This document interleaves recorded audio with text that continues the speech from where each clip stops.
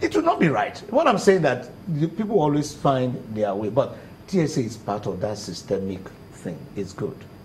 Payments, make sure that reduce the contact you have with government officials. Now you have technology. You can stay in your house and do your thing. Pay. Everything in government is still too complex. You want to register a company that abroad, you 30 minutes in you register and print out your own certificate. Have you tried it lately? It's the same thing. You still need to meet people. You still, availability. Are you sure that's not a mindset that you have? But because processes have really changed. Now, let me just For instance, now, the ease of doing business has been enhanced and made faster. You can go on to register your own business within minutes, as it was, as against what it was that you spent months in the past. It's not so. It's not so. You still have too many. Availability alone. You do availability Yahoo. When you want to open email, they will suggest name. They'll tell you this one is taking. They will suggest a name for you. Availability will take you 2 weeks and all of it. But that's not the issue here. What I'm saying is that I am yet to see a concerted effort to tackle corruption. If you want to tackle corruption, you will engage Nigerians. You engage them that this is our problem, this is the way we want to go about it. And then, like we say, it's going to be systemic. It's going to be systemic. And then you are concerned with the people who are most vulnerable to corruption. And that is the ordinary man on the street. You want to streamline how that man interacts with government officials. You know, what happens. You want to streamline all of that. Do you understand what I'm saying? You want to get that right, because that is just the first thing to changing the attitude of the person, towards that. Now, about this thing that you arrest this person, the press, you go to the press, say we found, 1 trillion in his account, in his bank, and all of that, and the public already perceive that this person is Mr. Corruption himself.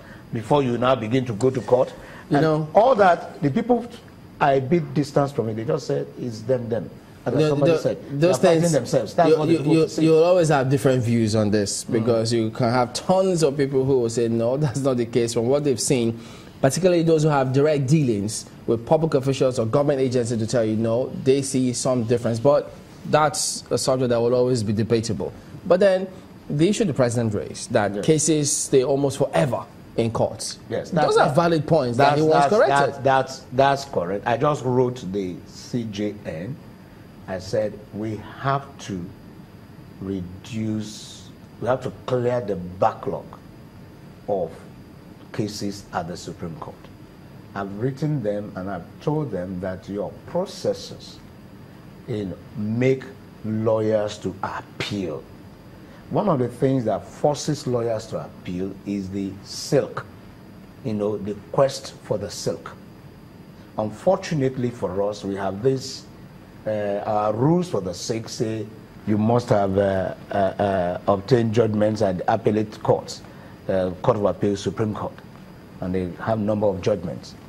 So unlike in other places where judgments are judgments, whether you get them at the High Court or the Court of Appeal or Supreme Court, they are judgments. But here we do not have that respect for the High Court level. We are a pyramidic in our thinking. You understand? Because what will it take to change that?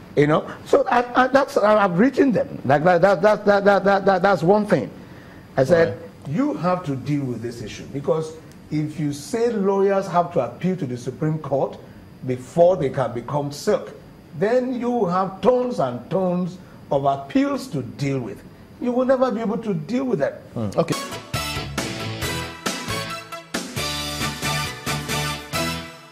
Welcome back. Here's our concluding moment with Mr. Nwachukwu, a legal practitioner, and speaking about the comments both from the CGN and the president, where he did say, well, people may have interpreted it in a certain way, but then you still have a lot of people, just as you were speaking about, the amount of time that cases stay in court. That's just one. But the other practitioners there who will also tell you about the administration of criminal justice, how they need to see what they can do to improve it. So the modus operandi, the way they went about those judges may have question marks, but it doesn't invalidate the fact that something needs to be done to strengthen the let me just say, because of time, let me just say this quickly. We have a problem of justice administration, but it's not different from other problems that we have in this country. Anywhere you have administration in this country, there is trouble. Should that be a basis of comparison? Because you refer to this as a noble profession. We have, yes, but the way the society, the judges come from the society, and the society has a lot of influence on the judiciary. Yeah, but Mr. Nwachukwu, now this is what I know. This didn't used to be the case. Now let me, because of time. So I would say that the critical problem this country has is not even corruption as such. What is it? The country has a problem of due process and a problem of justice administration. This is what I mean. If people could challenge government actions or actions of government officials, and within a month or 2-3 months, the case is decided, they get justice, everybody will, straighten out. If somebody asks me for a bribe, I could sue. If I'm entitled, if I feel I'm entitled to something, I could go to court. And in 2-3 months, I've gotten my rights. So if he's asking for a bribe, I just laugh at him. You understand what I'm saying? So the problem we have in the country is that of impunity of the executive.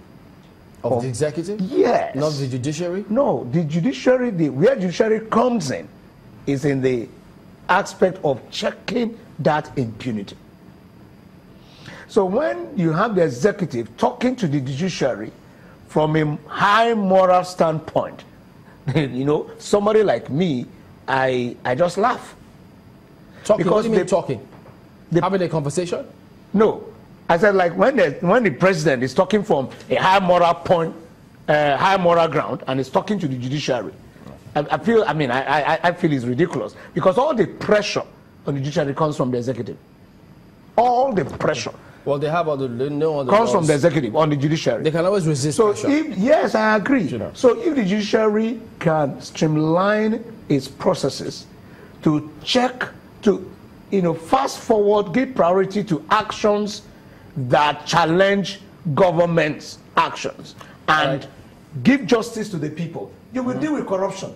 Okay, we need to anchor at that point. You will deal with corruption. We're really out of time on this. Mr. Nwachukwu is a legal practitioner. Thank you for your thoughts today. And thank you as well for watching and for sending in your comments. We'll see you tomorrow. I'm Chamberlain. I'll see you much later in the day on State of the Nation. I'm Gimba Umar. Thank you. I'm Maukwe Ogun.